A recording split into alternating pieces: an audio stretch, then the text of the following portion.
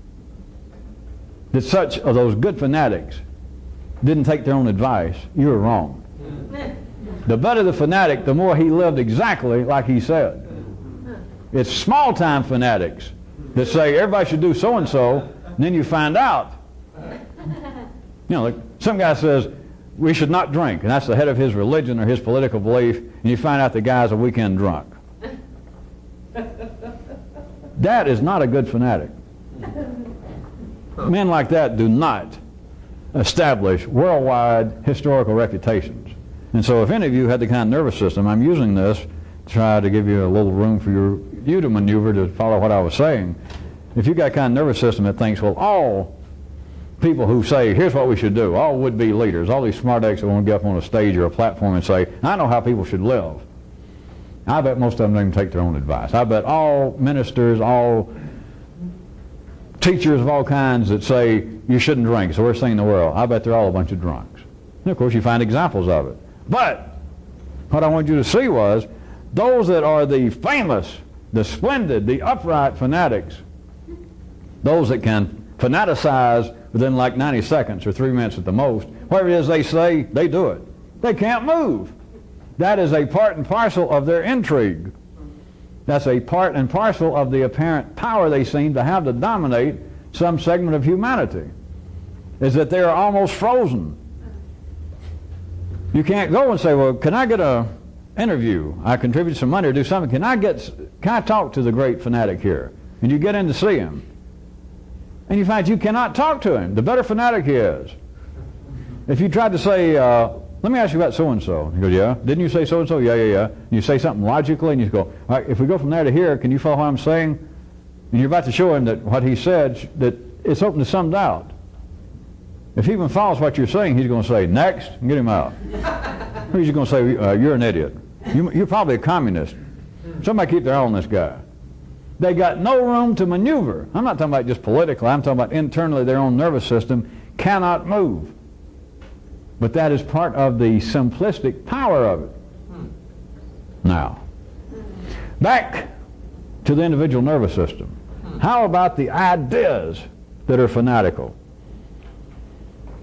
And I would venture to say that all of you would disclaim having any fanatical ideas, which shows what walking around idiots everybody is, because you do. It's just that, truth be known, I'm sure that some of you, well, let's say all of you, would be telling the truth to say I do not have any political fanatical ideas. Okay. You could say I don't have any, I'm not fanatical about religion. Okay. Nationality. Okay. But you are fanatical about ideas. There's some things that you know damn well are true.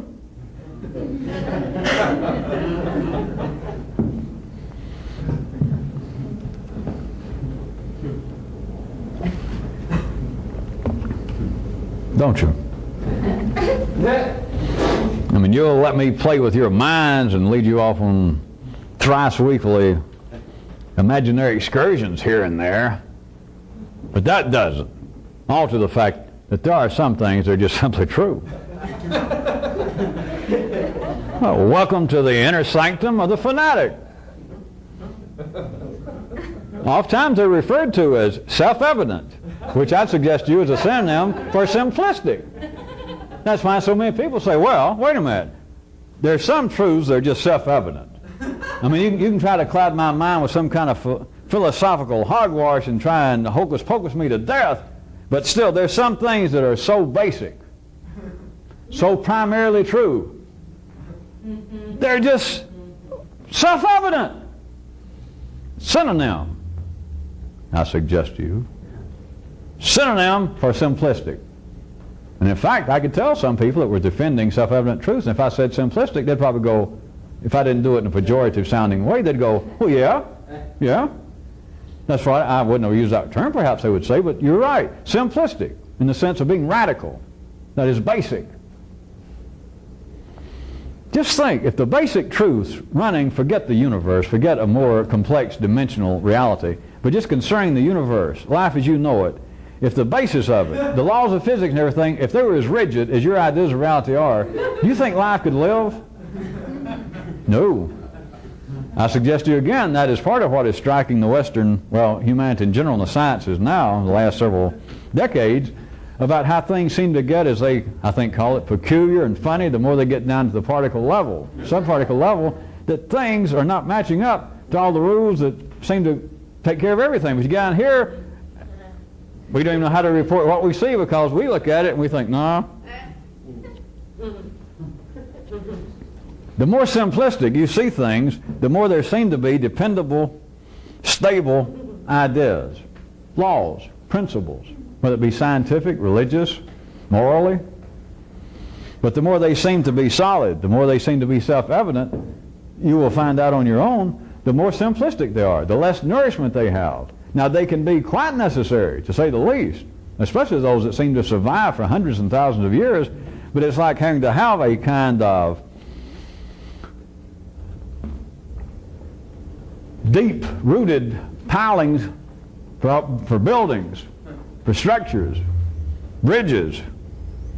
There's got to be a few over periods of time, as long as some structure is going to stand, whether it be a skyscraper or whether it seemed to be the heart of some civilization, that there will be these self-evident, that is, that the majority of the people involved, the collective conversation of the people, whether they speak about it specifically or not, are that such and such things are true.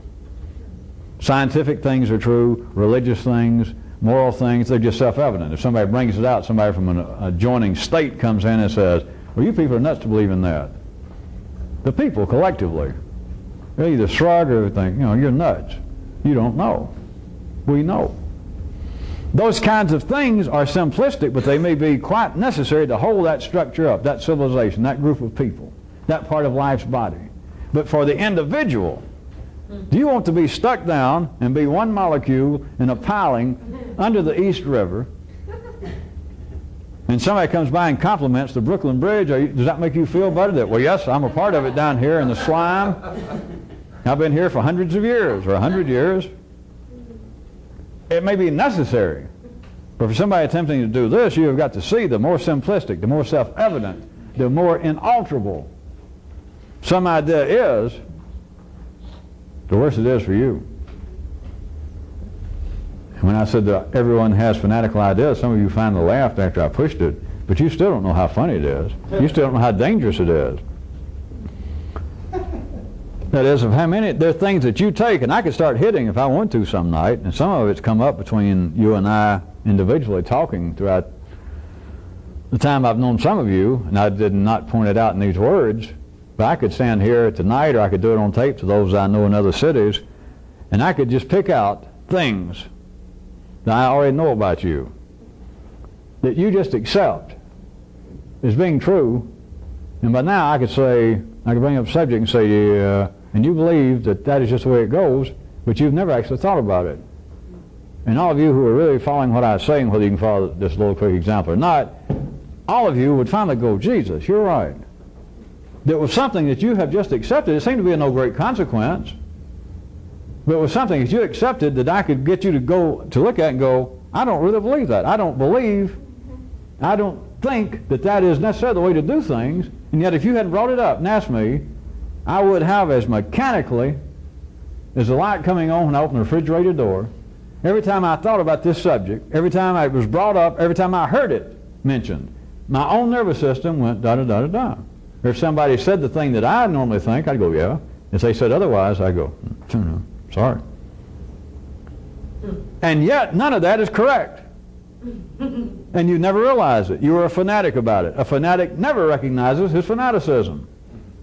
Any idea you take as being inalterable, self-evident, you'll never see it until you get away from it. As long as you are part of the idea, whatever the idea is, you are at best dancing with it at a secondary level. It never satisfies. The dance is never pleasant, or it's never satisfying. And it's always subject to you feeling like, well, I'm about to trip. You're always subject to somebody saying, that's a dumb idea. You think, no, it's not. You shouldn't say that. You're always subject to that because the idea has no inalterable basis. There's a way in which in one lifetime also you can see civilization itself, that is life in the city, as being in the queue line to slaughter, the queue slaughter. You can see that as not only being a secondary level, but you can see the, not just one life, well, insofar as one life, let me put it to you that way. Insofar as one life, you can see things in the city, the activities of ordinary humans, their interests. You can see all of that as being extremely simplistic. I'll just show you that.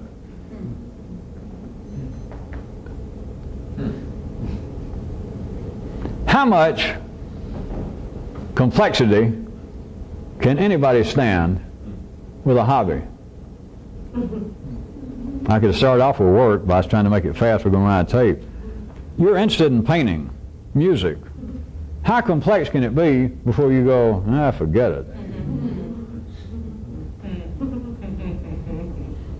I was like, all my life, I wanted to be a painter.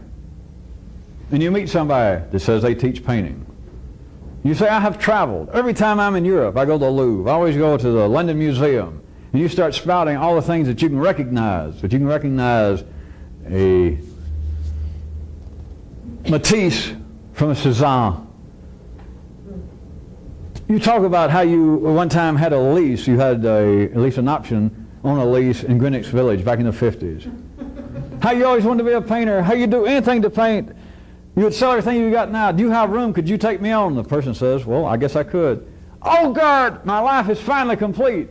All right, what'd I do? And they say, well, first, just get a crude sketch pad and a pencil, and we'll start drawing circles and geometric.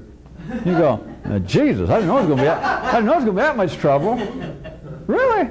Well, yeah, we want, you start doing geometrical things, and but I wanted to paint. Well, we'll get around to, never mind. I'll call you later.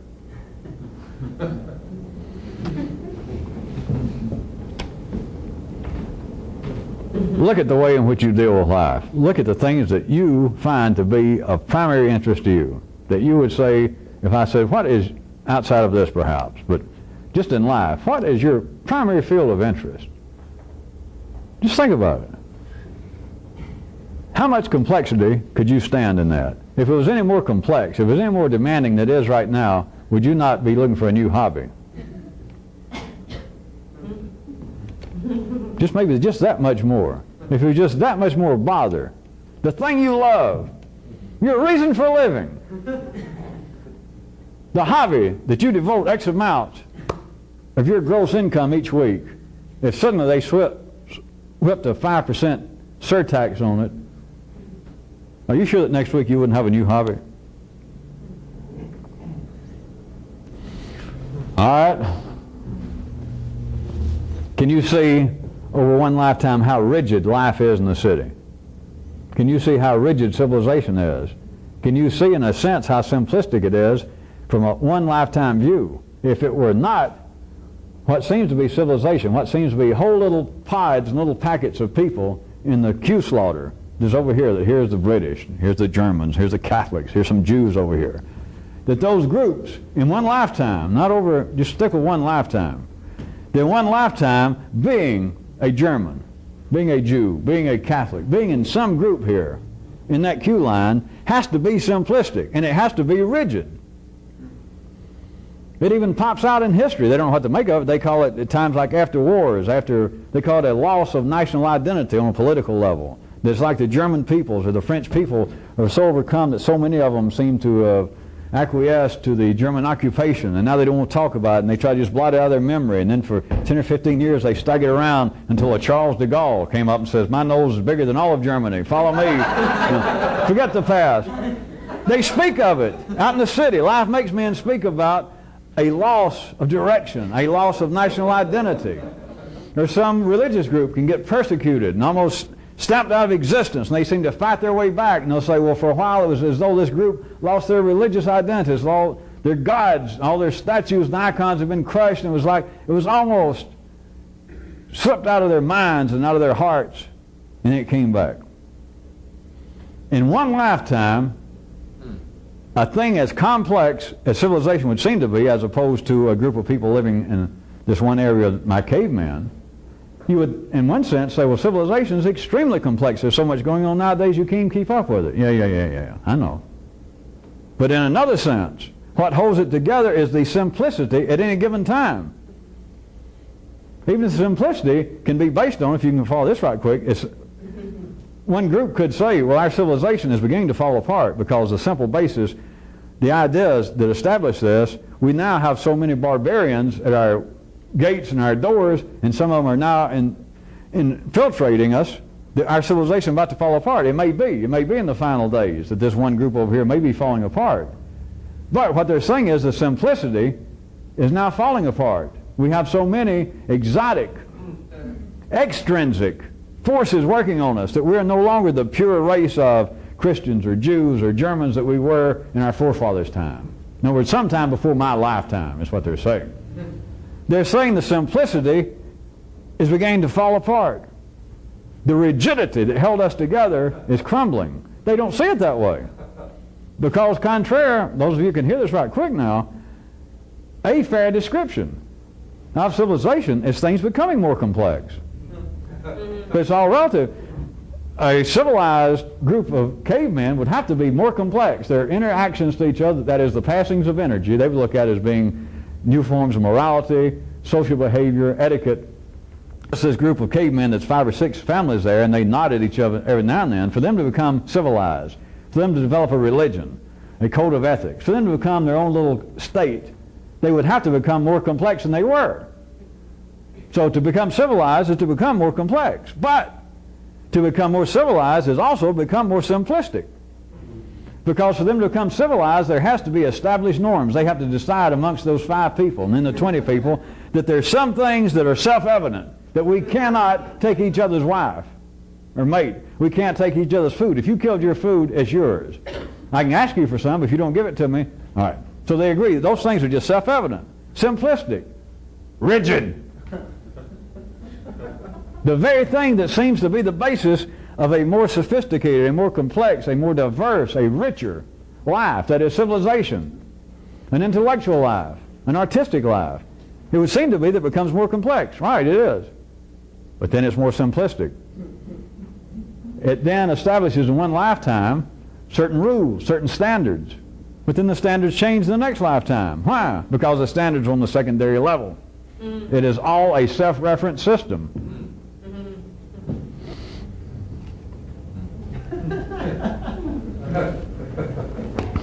What survives in the city? That which resists. And what produces resistance? That which is rigid. You can't resist something that is slippery. You can't resist an ever shifting wind. You can try, but you'll go nuts. You'd break your back trying to resist the wind when it keeps coming from different quarters.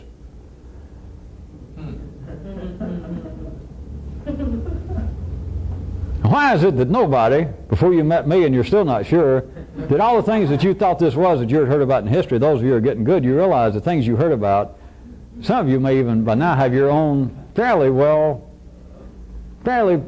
clear picture that, all right, I heard about it, but now historically in your own nervous system, you realize that if you were alive back then, that some of the people and groups you thought that were famous, or that, God, I wish I'd lived then, some of you got to be at the point now that you realize if you were alive back then, if we could twist history, if there had been any justice, you'd been the leader of it. But you realize now that you know more than they ever did. And yet they were the ones that you thought, God, if I'd have been alive then. No? Put it to you another way. If you heard of them in history, they didn't mean nothing. That's why you heard about them. How can you hear about something that is complex to the point that it's not, I don't know, it's not adequately rigid. And yet, it's not flaccid. How can that be? It's either got to be too rigid or not too rigid. See, you forgot, it's only been 2 days. I was trying to point out to you, there's a third possibility. People, civilizations, ideas. All right, I keep talking about being too simplistic. All right, they're either too simplistic or they're not. I mean, it's one or the other. Now, the third possibility is no. That things are either too simplistic or they're not, right? No. All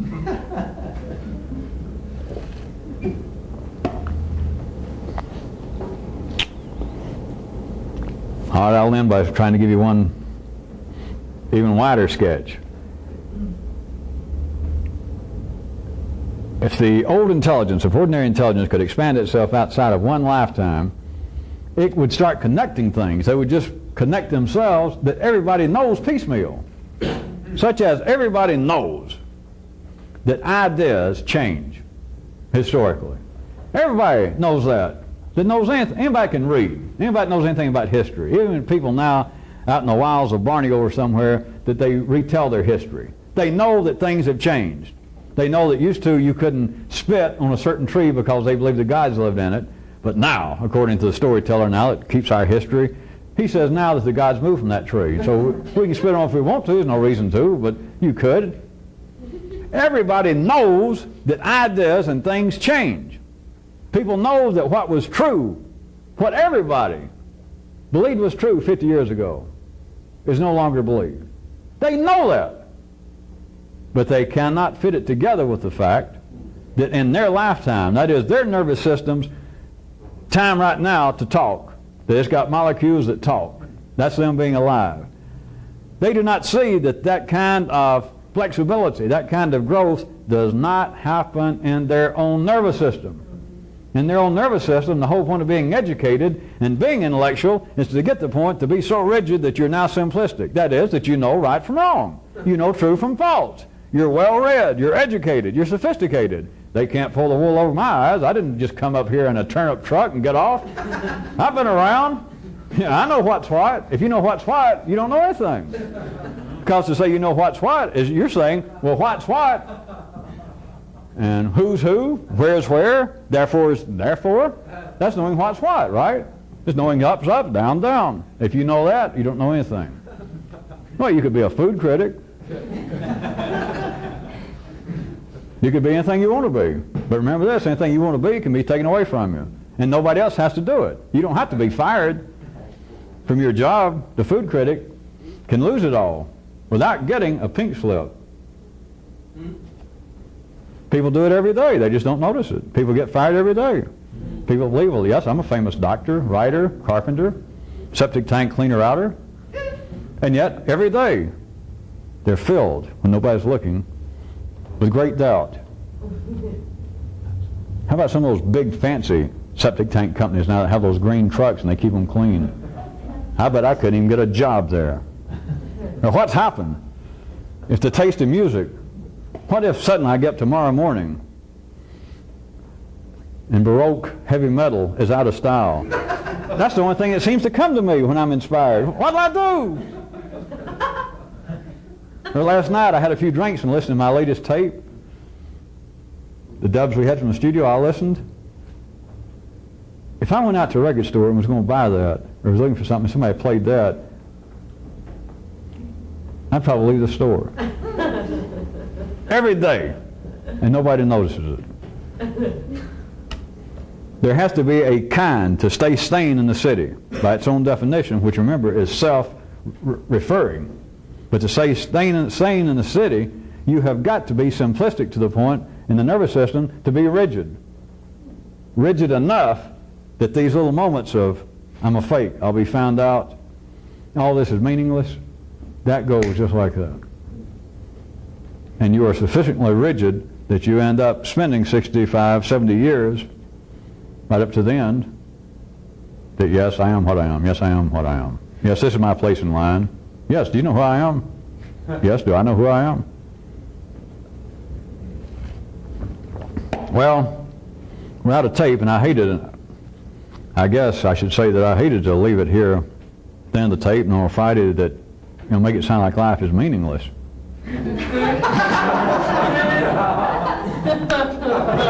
A joke.